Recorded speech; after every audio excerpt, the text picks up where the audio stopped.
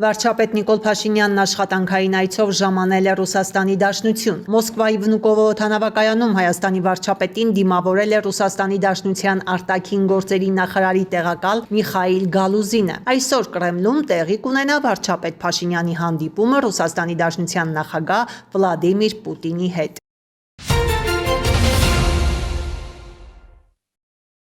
Հայաստանի ազգային ժողովի և Հայաստանում Ֆրանսիայի Հանրապետության դեսպանության համագործակցությամբ կազմակերպված ֆրանկոֆոնիայի մրցանակ ազգային ժողովի նախագահի կողմից արտասանության մրցույթի մրցանակաբաշխության արարողությունն է։ Ազգային ժողովի նախագահ Ալեն Սիմոնյանը ողջունելով մասնակիցներին շնորհակալություն հայտնեց Հայաստանում Ֆրանսիայի արտակարգ և լիազոր դեսպանին նախաձեռնության գաղափարը կիսելու և դրա իրականացմանը նպաստելու համար։ Շնորհակալություն եմ հայտնում բոլոր աշակերտներին ցուցաբերած ակտիվության եւ մասնակցության համար։ Ֆրանսերենը եւ ֆրանսիական մշակույթը եղել է եւ շարունակում են մնալ մեր մշակութային կյանքի կարևոր բաղադրիչներից մեկը։ Հենց ֆրանսերենը դարձավ գեղարվեստական արտահայտման միջոց բազմաթիվ մեծ անուն հայերի համար, ինչպիսիք են Շարլ Ազնավուրը, Անրի Վերնոն, Գարզուն, Ժանսեմը եւ այլոք։ Խորհրդարանի ղեկավարն ընդգծեց, որ ֆրանկոֆոնիան միայն լեզվի մասին չէ, այն արժեքների համակարգի, մշակութային բազմազանության, խաղաղության, ժողովրդավարության եւ մարդու իրավունքների մասին է։ Հայաստանը որպես ֆրանկոֆոն մեծ ընտանիքի անդամ հանձնառու է այդ արժեքների պահպանմանը եւ տարածմանը։ Ֆրանսիան մշտապես եղել է հայ ժողովրդի եւ Հայաստանի Հանրապետության կողքին պատմության ընթացքում եւ մենք չենք կարող դա չգնահատել եւ մշտապես շնորհակալ ենք մեր բարեկամ երկրին այդ աջակցության համար։ Հայաստանում Ֆրանսիայի դեսպանը շնորհավորելով մրցույթի հաղթողներին շնորհակալություն հայտնեց ազգային ժողովի նախագահին նախաձեռնության համար։ Հայաստանի ազգային ժողովը կարևոր դեր ունի երկկողմ հարաբերությունների զարգացման գործում, ինչպես նաև ֆրանկոֆոնիայի միջազգային կազմակերպությունում Հայաստանի ակտիվ մասնակցության ապահովման հարցում։ Ֆրանսերենը ոչ միայն աշխարհում ամենաշատ խոսվող լեզուներից մեկն է, այլև համագործակցության հարթակ բազմաթիվ երկրների համար։ Ֆրանկոֆոնիայի մրցանակ ազգային ժողովի նախագահի կողմից արտասանության մրցույթին մասնակցության հայտ են ներկայացրել 46 աշակերտ Երևանից եւ Հայաստանի 7 մարզերից։ Առաջին փուլը հաղթահարել եւ եզրափակիչ փուլ են անցել 12 մասնակից։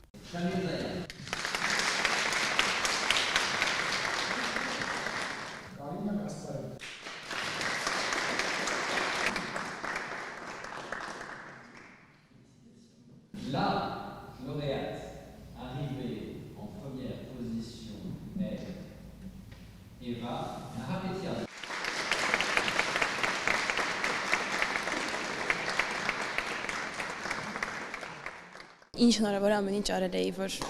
լինեի 3-ի մեջ, չէի սպասում, որ հենց առաջին տեղ կլինի, բայց ակնկալում էի ինչ-որ այդ պիտի բիբան, բայց ամեն դեպքում այդ պահին, երբ հայտարարեցին, շատ ուրախացա, ամեն դեպքում ուզում եմ շնորհակալություն հայտնել բոլոր կազմակերպիչներին, ովքեր այդ գաղափարը անցան, որովհետև դա շատ հիանալի փորձ էր ինձ համար եւ կարծում եմ, որ իմ ֆրանսերենը շատ լավացավ այս մի քանի շաբաթվա ընթացքում։ Անկեղծած մեծ հույսեր ունեի, բայց չէի սպասում, որ այսպես կլինի, ու շատ ուրախ եմ։ Ես էլ տեսնելով պայմանները եւ մրցանակը շահագրգռվեցի։ Ես չէի սպասում, որ երկրորդ փուլ կանցնեմ, որ մնաց հաղթը։ Շատ լավ հնարավորություն էր։ Նախապես որոշված 3 մրցանակային տեղերն ավելացավ եւս մեկով։ Եվս մեկ մրցանակ ստանում է Աննա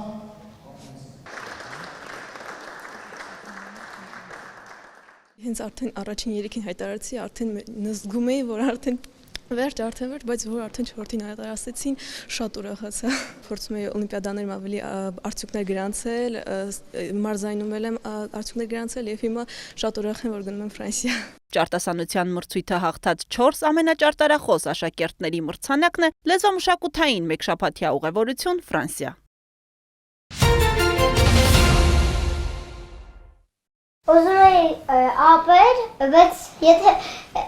քուրիկ ծնվի, ոչ ավելի լավ։ Երկուսին էլ շատ եմ սիրելու։ 8-ամյա Խաչատուրը մեկ ամսից ավելի է հաճախ է խաղը թողնում վազում ծնողների ննջարան։ Փոքրիկ Լուսեի ծնունդը փոխել է ավագ եղբոր ու քրոջ Արորյան։ Եթե զվարթը քրոջ նկատմամբ սերը հաճախ է արտահայտում, ապա Խաչատուրն այդ առումով ավելի զուսպ է, բայց մեծի նման հոգատար։ Եթե ինքը բան չկարենա անի, բայց ուզենա անի, ես իրան կսովորացնեմ։ 2020 թվականին է ընտանիքը Ղարաբաղից տեղահանվել։ Տունն ու ունեցվածքը կորցրած երիտասարդ ամուսինների համար Խաչատուրը միակ ուրախությունն էր։ Հետո ծնվեց Զվարթը, բնավորությամբ, վարքով ճիշտ իր անվան նման։ Նրանց կյանքում այլ շրջափուլ սկսվեց։ Շատ դժվարություններով ամեն ինչ միջև կարգավորվեց, ունի մեջ ընկանք։ Հետո ծնվեց բուջուրը։ Հեշտ չէր ամեն բան զրոյից սկսել, բայց հոգատար վերաբերմունքն օգնեց, նրանց նեցուկ ու ապավեն եղան։ Ամուսիններն աշխատանքի անցան, պետության ուշադրությունն էլ չուշացավ։ Տեղահանվածների բնակապահովման ծրագրով ստացած աջակցությանը ավելացրել են սեփական միջոցները եւ հիմա Կոտայք գյուղում իրենց սեփական տունն ունեն։ Այդքան բանի միջով որ անցանք, հրաշք էր։ 26-ամյա Դիաննան արդեն 3 երեխայի բազմազավակ մայր է։ Փոքրիկի խնամքի արձակուրդում է, բայց դժվար թե կարողանա շուտ վերադառնալ աշխատանքին, բալիկների խնամքով կզբաղվի։ Կարևորը իրանց բարեկեցիկ կյանքը, ասենց ասած, կենցաղային հարցերը, մնացած հարցերը ինձ թվում է կհասցնենք, կաշխատենք էլի։ Լուսեի ծնունդն անսպասելի չէր, ծրագրել էին երրորդն ունենալ, թեև հասկանում էին, որ հոգսերն ավելանում են։ Միայն Լուսեի ծնվելուց հետո է Դիաննան իմացել, որ փոքրիկը կառավարության նոր որոշմամբ պետական նպաստ է ստանալու, ամսական 50,000 դրամ մինչև երեխայի 6 տարին դրանալը։ Մեր քաղաքականությունները միտված լինեն նրան, որ մենք փորձենք պարբերական աջակցություն տրամադրել ընտանիքներին, ոչ թե միանվագ մեծ գումարի չափով, որտեղ այն սովորաբար արագ ծախսվում է եւ հետո ընտանիքները չեն կարողանում հոգ տանել երեխաների համար եւ այս նպաստի ներդրումը ստեյության այդ քայլերից մեկն է։ Ընտանիքում երրորդ եւ յուրաքանչյուր հաջորդ երեխայի ծննդյան նպաստը սկսել է տրամադրվել 2022 թվականից, նախ որպես դրամական աջակցություն, ապա 2026-ի հունվարից դարձել է պետական նպաստ։ 2025-ին ամենամիս ֆինանսական աջակցություն է տրամադրվել միջինում 39,772 երեխայի համար, այն դեպքում, երբ 2022 թվականին նրանց թիվը չէր գերազանցում 5,078-ը։ Պետության տրամադրած աջակցության անցած տարվա ընդհանուր գումարը կազմել է մոտ 25,1 միլիարդ դրամ։ Աջակցության ծրագրի գնահատումը ըստ էության ցույց տվեց, որ այն կարևոր դեր է խաղում ընտանիքներում որոշում կայացնելու գործում ունենալ երրորդ երեխա։ Եվ մենք տեսել ենք նաև աճ երրորդ երեխաների, ընդհանուր ծնվող երեխաների թվի մեջ եւ հասկացել ենք, որ այն պետք է լինի մշտական։ Քաղաքացիների համար պետք է նաև կանխատեսելիություն, որ նրանք իմանան, որ կա այդպիսի նպաստ։ Օրինակ, ինչպես մինչև 2 տարեկան երեխայի խնամքի նպաստը։ Շատ ուրախ ենք, որ տենց հնարավորություններ կա, շատ պետքական մեծացնելու համար։ Հիմա այս երիտասարդ ընտանիքում միակ աշխատողը փոքրիկի հայրն է։ Բազմազավակ ընտանիքի համար կարևոր է այդպիսի ֆինանսական աջակցությունը։ Դիաննան արդեն որոշել է, թե որ ծախսերն են առաջնային։ Մանկասալիա գնենք, երեխաներին ոնց նայում եք, մի հատ մահճակ գալ այս պահին, երկհարկանի գնենք, որ տեղավորվեն։ Ինձ թվում է առաջնային այդ հարցերը կլուծենք, որ երեխեքին հարմար լինի։ Ծրագրով երեխայի այս նպաստի իրավունքն ունեն ընտանիքում երրորդ եւ յուրաքանչյուր հաջորդ նոր ծնված երեխայի ծնողներից մեկը կամ որդեգրողը, եթե նա Հայաստանի քաղաքացի է։ Բոլոր երեխաները պետք է ընտանիքում լինեն։ Պետությունը հստակ մեխանիզմներով սահմանել է։ Չի կարող լինել իրավիճակ, երբ ծնողը նպաստը ստանալու համար երրորդ եւ հաջորդ երեխան ունենա, բայց մյուս երեխաներից որևէ մեկին ուղարկի սոցիալական պաշտպանության որևէ հաստատություն։ Եթե 50,000-ը բազմապատկում ենք 12-ի եւ նաեւ 6-ի, ստացվում է 3.6 միլիոն դրամ ու կարող ենք ասել, որ մենք աջակցում ենք երրորդ եւ հաջորդ երեխան 3.6 միլիոն դրամով, թեև այդտեղ կա նաեւ հետվճարի հնարավորություն եւ իրականում, եթե անկանխիկ առևտուր անես, դա դառնում է 4.320.000, իսկ իրականում այդքան գումարով ենք աջակցում երրորդ եւ հաջորդ յուրաքանչյուր երեխային։ Եթե ընտանիքում կա մեկ երեխա եւ ծնվում է զույգ, ապա նպաստ է նշանակվում նոր ծնված յուրաքանչյուր երեխայի համար եւ ընտանիքը 6 տարի շարունակ ստանում է ամսական 100,000 դրամ։ Փոփոխություն կա նաև երեխայի ծննդյան միանվագ նպաստում 2026 թվականի սեպտեմբերի 1-ից կսահմանվի 500,000 դրամ անկախ երեխայի կարգաթվից։ Իմաստը այդ նպաստի երեխայի ծննդյան ժամանակ ծագող ծախսերում ընտանիքին օգնելն է, հա, եւ ոչ մի տարբերություն չկա այդ երեխան առաջինն է, երկրորդը, երրորդը, չորրորդը, թե հինգերորդը, միգուցե նաեւ հակառակ տրամաբանություն կա, որ ամեն հաջորդը կարող է ավելի քիչ կարիք լինի ծախսեր անելու, որտեղ ասեք մահճակալը կա, սայլակը կա եւ այլն։ Եվ մենք փաստացի բարձրացրել ենք առաջի երկու երեխաների ծննդյան միանվագ նպաստները 300,000-ից 500-ի եւ դրանից հետո էլ թողել ենք նույնը, այսինքն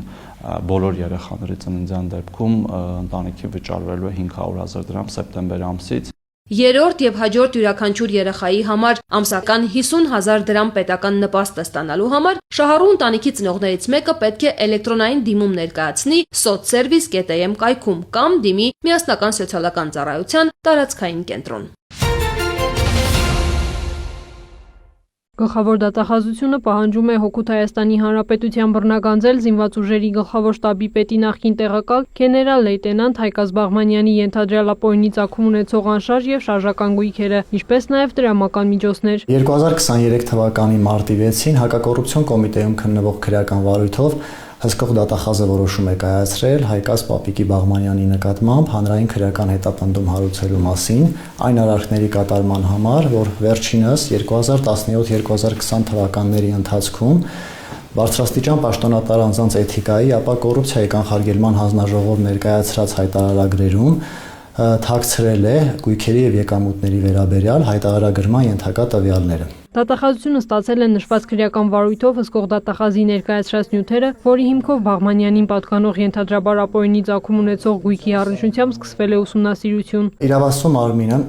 իրեն վերապահված լիազորությունների շրջանակներում տվյալներ է հավաքագրել Հայկազ Բաղմանյանի եւ նրան փոխկապակցված անձանց կողմից կատարված ծախսերի ձեռքբերումների, ինչպես նաեւ ստացած եկամուտների վերաբերյալ, այդ թվում Հակակոռուպցիոն դատարանի համապատասխան որոշման հիման վրա կենտրոնական բանկից ստացել է նրանց վերաբերյալ բանկային գաղտնիք կազմող տեղեկությունները։ Հայկազ Բաղմանյանը իր աշխատանքային գործունեությունը սկսել է դեռևս 1992 թվականից, զբաղեցնելով Պաշտպանության նախարարությունում մի շարք պաշտոններ։ Բաղմանյանը պաշտոնատար անձ է հանդիսացել 1999 թվականի հոկտեմբերի 29-ից, զբաղեցրել Պաշտպանության նախարարության 5-րդ բանակային կորպուսի հրամանատարի պաշտոնը։ Հետագայում եղել է նաև զինված ուժերի գլխավոր շտաբի, ապա Հավաքական անվտանգության պայմանագրի կազմակերպության միացյալ շտաբի պետի տեղակալ։ Իրավասու մարմինը ամփոփելով ուսումնասիրության ընթացքում ձեռք բերված բոլոր տվյալները հանգել է հետևության, որ Հայկազ Բաղմանյանին եւ նրան փոխկապակցված անձանց պատկանում է 50 միլիոն Հայաստանի Հանրապետության դրամը գերազանցող ապօրինի ծագում ունեցող գույք։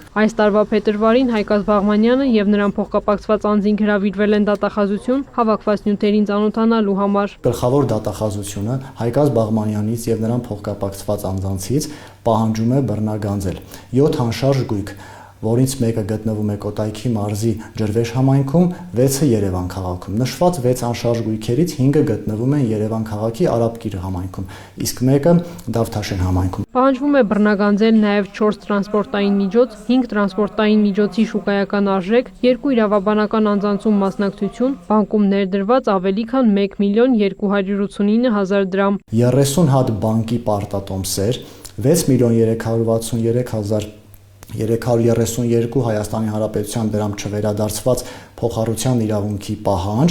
ընդհանուր 3 միլիարդ 56,220,118 դրամ, որը ներառում է որպես ապօրինի դրամական միջոցների մնացորդ եւ օրինական եկամուտներով չհիմնավորված ձեռքբերումները եւ ծախսերը։ Լուրերի հետ զրույցում Բաղմանյանի պաշտպան Էլլա Մոկրչյանը հրաժարվեց մեղադրանքի վերաբերյալ դիրքորոշում հայտնել։ Դատախազությունը մարտի 13-ին Բաղմանյանի եւ նրա հետ փոխկապակցված անձանց ապօրինի գույքի բռնագանձման հայցադիմում է ներկայացրել Հակակոռուպցիոն դատարան, որը վարույթ է ընդունվել։ Քրիստինե Թորոսյան, Աշոտ Խաչատրյան։ ԱՄՆ նախագահ Դոնալդ Թրամփը հայտարարել է, որ Իրանի դեմ գործողությունը կարող է ավարտվել 2-ից 3 շաբաթում։ Նա եւս մեկ անգամ նշել է, Իրանում իշխանափոխություն է տեղի ունեցել, թեև դա չի եղել պատերազմի նպատակների ցանկում։ Ես մեկ նպատակ եմ ունեցել, որ նրանք միջուկային զենք չունենան, եւ մենք հասել ենք այդ նպատակին։ Նրանք միջուկային զենք չեն ունենա։ Մենք ավարտում ենք աշխատանքը։ Կարծում եմ 2 շաբաթվա ընթացքում գուցե դրանից մի քանի օր ուշ կավարտենք մեր գործը։ Հնարավոր է, որ մինչև այդ համաձայնության հասնենք։ Թրամփը շեշտել է, իրենք կհեռանան Իրանից անկախ նրանից համաձայնություն կլինի թե ոչ։ Նրա պնդմամբ Թեհրանն ավելի շատ է գործարք ցանկանում, քան Վաշինգտոնը։ ԱՄՆ պետքարտուղարն իր հերթին հայտարարել է, որ Իրանի հետ հաղորդագրություններ են փոխանակվում եւ որևէ պահի հնարավոր է կողմերի միջև ուղիղ հանդիպումը։ Մարկո Ռուբիոն հավելել է, Իրանի դեմ հակամարտության ավարտից հետո Վաշինգտոնը ստիպված կլինի վերանայել ՆԱՏՕ-ի հետ հարաբերությունները եւ այդ դաշինքի արժեքն ԱՄՆ-ի համար։ Ռուբիոյի խոսքով ԱՄՆ-ն օգնում է իր դաշնակիցներին, բայց նրանցից օգնություն չի ստանում, երբ կարիք է լինում բազաներ տեղակայել կամ նրանց օդային տարածքով թռիչքներ իրականացնել։ Իրանի արտգործնախարար Աբբաս Արաղչին էլ հայտնել է, որ ուղիղ հաղորդագրություններ է ստացել ԱՄՆ հատուկ բանագնաց Սթիվ Վիթքոֆից։ Նա եւս մեկ անգամ կրկնել է, այդ հաղորդագրությունները բանակցություններ չեն։ Արաղչին նշել է, որ Թեհրանը չի պատասխանել 15 կետից բաղկացած ամերիկյան ծրագրին, նաեւ իր կողմից առաջարկ չի ներկայացրել։ Մենք չենք հավատում, որ Միացյալ Նահանգների հետ բանակցությունները որևէ արդյունք կտան։ Վստահության մակարդակը 0 է։ Արաղչին հավելել է, Իրանը լիովին պատրաստ է դիմակայել նաև ցանկացած ցամաքային հարձակման։ Զուգահեռ տարածաշրջանում ռազմական գործողությունները շարունակվում են։ Իրանի հարվածներից Իսրայելի կենտրոնական հատվածում կան վիրավորներ։ Բահրեյնը հայտնել է իրանական հարձակման հետևանքով գործարաններից մեկում հրդեհի մասին։ Արաբական Միացյալ Էմիրություններում անօդաչուի հարվածից բանգլադեշցի է զոհվել։ Իրանական ԱԹՍ-ներ են խոցվել Սաուդյան Արաբիայում։ Բաղդադում էլ ամերիկացի լրագրող է առևանգվել։ Լիբանանում եւս ռազմական գործողությունները շարունակվում են։ Իսրայելական հարվածներից Բեյրութում կա 5 զոհ, 20-ից ավելի վիրավոր։ Հեզբոլլահն էլ հայտնել է իսրայելական ուժերի հետ բախումների եւ հակառակորդի թիրախները խոցելու մասին։ Ավելի վաղ Իսրայելը հայտարարել էր, որ նույնիսկ Հեզբոլլահի հետ պատերազմի ավարտից հետո կպահպանի Լիբանանի հարավի մի հատվածի նկատմամբ վերահսկողությունը։ Ռազմական գործողությունները շարունակվում են նաև Ռուսաստանի եւ Ուկրաինայի միջև։ Ռուսական ուժերը հարվածել են Կիևին, Լուցկին, Նիկոպոլին, կան վիրավորներ։ Խերսոնում կա 1 զոհ։ Ռուսական կողմն էլ հայտնել է ուկրաինական 40-ից ավելի անօդաչու խոցելու մասին։ Բելգորոդի մարզում կա 1 զոհ, վիրավորներ։ Բացի այդ, Ղրիմում ռազմատրանսպորտային ինքնաթիռ է կործանվել ժայռին բախվելու պատճառով։ Անձնակազմի 6 անդամները եւ 23 ուղևորները զոհվել են։ ԱՄՆ պետքարտուղար Մարկո Ռուբիոն հայտարարել է, որ Վենեսուելայում պետք է անցումային շրջան լինի եւ ազատ ու արդար ընտրություններ անցկացվեն։ Միևնույն ժամանակ նա հավելել է, այդ կետին հասնելու համար համբերություն է հարկավոր։ Նա նշել է, որ ԱՄՆ-ն Վենեսուելայում 3 ամսվա ընթացքում արտասովոր ձեռքբերումներ է ունեցել։ Ամերիկյան հատուկ գործողության ընթացքում հունվարի սկզբին ձերբակալվել էր երկրի նախագահ Նիկոլաս Մադուրոն։ Այժմ Վենեսուելայի ղեկավար է նշանակվել Դելսի Ռոդրիգեսը, որը մինչ այդ զբաղեցնում էր փոխնախագահի պաշտոնը։ ԱՄՆ պետքարտուղարը նաև անդրադարձել է Կուբային, նշելով, որ երկրին 2 բան է հարկավոր՝ տնտեսական եւ քաղաքական բարեփոխումներ։ Հնարավոր չէ բարենորոգել նրանց տնտեսությունն առանց կառավարման համակարգը փոխելու։ Մենք շուտով այս առումով ավելի շատ նորություններ կունենանք, ասել է Մարկո Ռուբիոն։ Վենեսուելայում հատուկ գործողությունից եւ Մադուրոին հեռացնելուց հետո Վաշինգտոնը դադարեցրել է վենեսուելական նավթի արտահանումը Կուբա։ Կղզին հայտնվել է էներգետիկ ճգնաժամում։ Երկիրն արդեն մի քանի անգամ լիովին հոսանքազրկվել է։ 3 ամսվա ընթացքում առաջին անգամ օրերս ԱՄՆ-ի թույլտվությամբ Կուբա է մտել ռուսական նավթով բեռնված լցանավ։ Սյուզաննա Չրաղյան։ Մարզկենտրոնից հետո հաջորդ համայնքը, որտեղ գրեթե նույն թափով քաղաքը վերափոխվում է, Գորիսն է։ Արուշ Արուշանյանի խոսքով այստեղ 2025-ին 1.5 միլիարդի սուբվենցիոն ծրագրեր են իրականացվել եւ առաջին անգամ անկախությունից հետո մասնավոր հատվածի ներդրմամբ կարմիր կտուրներով քաղաքում եկամտահարկի վերադարձով բազմաբնակարան 2 շենք կկառուցվի։ Սկզբունքն է Գորիսի կենտրոնում, թեև դա բիզնես տեսակետից գուցե շահավետ չի, բայց ներդրողին տվել են 3 հարկի թույլատրություն, որպեսզի քաղաքի կոլորիտը պահպանվի եւ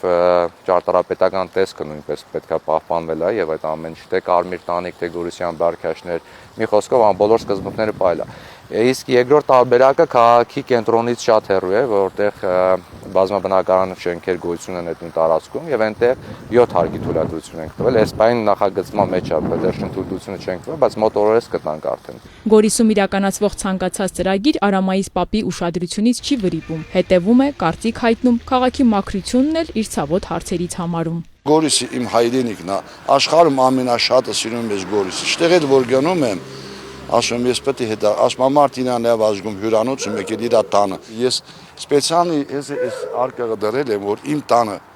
օգտագործել եմ, բոլորն են ինձ նայել են, օրինակ են վերցել ու ամենքը դրել են, որ ես երբեք չեմ բռնի լցնեմ կողքը։ Ու ես դա բոլորին են ագիտացիա եմ անում, ասում եթե տեղ չկա, տալեք ենեք կենտրոնականը գցեցեք։ Գորիսի ակներ բնակավայրում եւս վերջին տարիներին մի շարք տեսանելի ծրագրեր են իրականացվել։ Համայնքի ղեկավարը հատկապես ընդգծում է ճանապարհաշինությունը։ Գյուղը նախկինում չուներ ճանապարհ եւ Վերիշեն գյուղով են մեր ակների բնակիչները հասնում գյուղ։ Զորոյս կառուցվել է նոր ճանապարհ, կառավարության հետ համատեղ սուբվենցիայով են կատարել, կյանքի կոչել նախագիծը։ Այժմ գյուղում կառուցում է դպրոց եւ հիմա արդեն նախագծի փուլի մեջ ենք, որ գյուղի կենտրոնից դեպի դպրոց տանող ճանապարհն է սարքում։ Այս բանի նախագծման մեջ է եւ թիվը կոնկրետ չեմ կարող ասել։ Այս տարի մոտ 700-800 միլիոն դրամի սուբվենցիոն ծրագիր կիրականացվի ակներում կառավարության 55, համայնքի 45% համաներդրմամբ, նշում է Գորիսի համայնքապետը։ Իսկ միջազգային գործընկերների հետ համագործակցության շնորհիվ այս պահին բնակավայրում նաև ջրամբար է կառուցվում, փոխվում են ջրատար խողովակները։ Շատ եմ կարևորում, որովհետև մենք մեր ջրային ռեսուրսները առհասարակ չենք տիրապետում եւ ռեալ չենք օգտագործում այն ինչ նպատակների պետք է ինքը ծառայի եւ այդ երկու ջրամբարների կառուցումից հետո գյուղի բոլոր հողերը բոլորը արդեն կլինեն ջրովի եւ ինձ թվում է դա բավականին մեծ ներդրում է գյուղատնտեսության զարգացման մեջ։ Սև լճին հարակից սահմանին մոտ է գտնվում ակները, որի հիմնախնդիրներից մեկը պատերազմից հետո շարունակում է մնալ արոտավայրերի պակասը։ Համայնքապետարանը որոշակի հատվածներում այդ խնդիրը կարգավորել ենք, օրինակ նույն Որոտան գյուղում խոտի խնդիրը լուծում է համայնքապետարանը միջազգային մեր գործընկերների եւ բարերարների միջոցով։ Առաջիկայում բոլոր սահմանամերձ գյուղերը թեև ակները եւ վերիշենը սահմանամերձ չեն, բայց նույն այնտեղ նույնպես այդ խնդիրը պետք է լուծենք։ Արուշ Արուշանյանի խոսքով համայնքային ծրագրերը ուղղված են բոլոր բնակավայրերին, կողմ են համաչափ զարգացմանը։ Հերմինե Միքայելյան, Ռոբերտո Հանջանյան։ Թատրոնի միջազգային օրը Գեղարքունիքի մարզի Լևոն Քալանթարի անվան պետական դրամատիկական թատրոնում նշանավորվում է մրցանակաբաշխությամբ։ Քալանթարցիներն անցնում են կարմիր գորգով, շնորհավորում են միմյանց, շնորհավորանքներ են ստանում հանդիսատեսից։ Էլմար 15-րդ ամենամյա թատերական մրցանակաբաշխությունն այս տարի անցկացվում է հենց Գեղարքունիքի մարզի պետական դրամատիկական թատրոնում։ Որոշումը թատրոնի ռեժիսոր եւ Էլմար նորարարական ստեղծագործական արվեստի ինստիտուտի հիմնադիր տնօրեն Արմեն Դալաքյանինն է։ 14 տարի Երևանում է եղել եւ բաց է եղել այնտեղ։ Այս տարի մի քիչ ֆորմատը փոխվեց, քանի որ լինելով Գավառի թատրոնում, որոշեցինք ստեղծագործ թիմին տալ, որտեղ իրանք արժանի են իսկապես։ Մարզի դերասանները արժանի են էլ ավելին։ Երևանը հասանել է ամեն ինչում,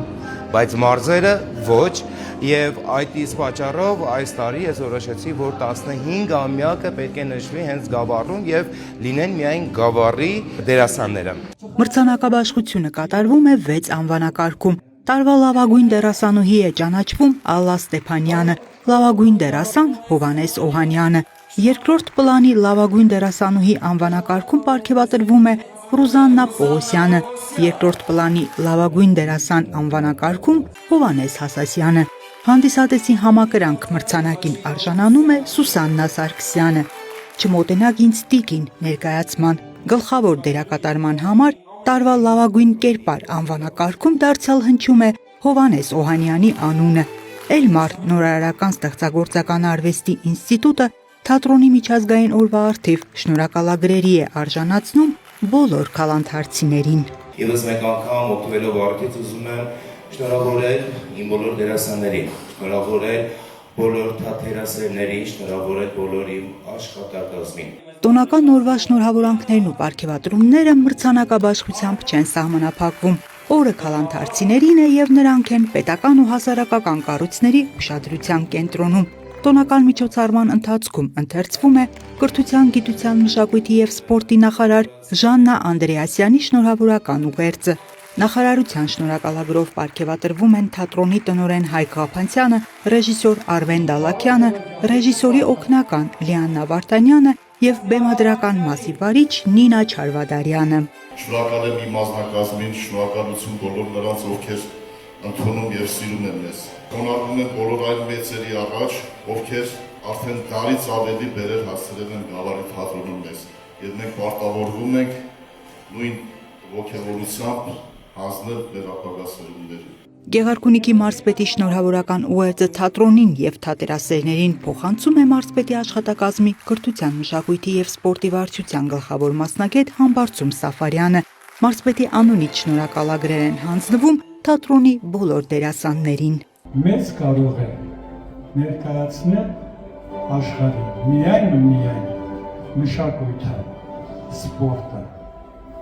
եւ հոգեվոր արժեքները։ Այդ խտացված, միաձուլված երևույթից այսօր առանձնահատուկ շեշտվում է թատրոնը, հայ թատրոնը, որի ակունքներում ունեցել ենք համաշխարհային ճանաչում ունեցող անձնավորությունը։ Եվ այսօր ի պատիվ Քալանթարի անվան թատրոնի կարծես թե շարունակում է ստացված կերպով։ Կարևորելով թատրոնին մշտապես ցուցաբերվող աջակցությունը եւ արդեն 4 տարի թատերական երկամսյակի կազմակերպումը, թատրոնի տնօրենը պատվոգիր է հանձնում մարզպետ Կարեն Սարգսյանին եւ կրթության, մշակույթի եւ սպորտի վարչության մասնագետներին։ Տոնական պարգևատրոնների արարողությունը շարունակում է Սպիտակ կամավորական ռազմահայրենասիրական միություն հասարակական կազմակերպությունը, Խաչը պահապան կրծքանշանով պարգևատրելով թատրոնի դերասան Մարտուն Ղևոնդյանին, դերասանուհի Սեդա Թովմասյանին, տնօրեն Հայկ Ղափանցյանին եւ ռեժիսոր Արման Դալաքյանին։ Տոնական երեկոն եզրափակում են քալանթարցիները «Չմոտենաք ինձ տիկին» տրագիկոմեդիայով։ Անահիտ Կարյան, Սարգիս Ալավերդյան։ Արմավիրի մարզի պարեկները գիշերային ծառայության ժամանակ մարտի 30-ին ժամը 23:35-ի սահմաններում Էջմիածին քաղաքի Արարատյան փողոցում ճանապարհային երթևեկության կանոնները խախտելու համար կանգնեցրել են Էջմիածին քաղաքի բնակիչ 63-ամյա տղամարդու վարած ավտոմեքենան։ Իրավախախտման վերաբերյալ արձանագրություն չկազմելու համար վարորդը փորձել է որպես կաշառք պարեկներին տալ $100։ 63-ամյա տղամարդը ձերբակալվել եւ տեղափոխվել է համայնքային ոստիկանության Վաղարշապատի բաժին։ Կազմված փաստաթղթերը ներկայացվել են հակակոռուպցիոն կոմիտե։ Մարտի 15-ին 112 օպերատիվ կառավարման կենտրոնում ստացվեց ահազանգ, որ Արտաշատի խճղում կայանված բեռնատարներից գողացել են մարտկոցները։ Շենգավիթի համայնքային ոստիկանները մեկնեցին դեպքի վայր եւ պարզեցին, որ սահմանափակ պատասխանատվությամբ ընկերությանը պատճառվել էր 180,000 դրամի վնաս։ Նախաձեռնվեց քրեական վարույթ եւ Շենգավիթի համայնքային ոստիկանների ձեռնարկած օպերատիվ հետախուզական միջոցառումների արդյունքում պարզվեց, որ գողությունները կատարել է Չարենցավան քաղաքի բնակիչ 34-ամյա տղամարդ։ Մարտի 17-ի առավոտյան նա ձերբակալվեց եւ տեղափոխվեց Շենգավիթի բաժին, որտեղ խոստովանել է, որ բեռնատարների մարտկոցները ինքն է գողացել։ Նախաքննությամբ հանգամանքները պարզվում են։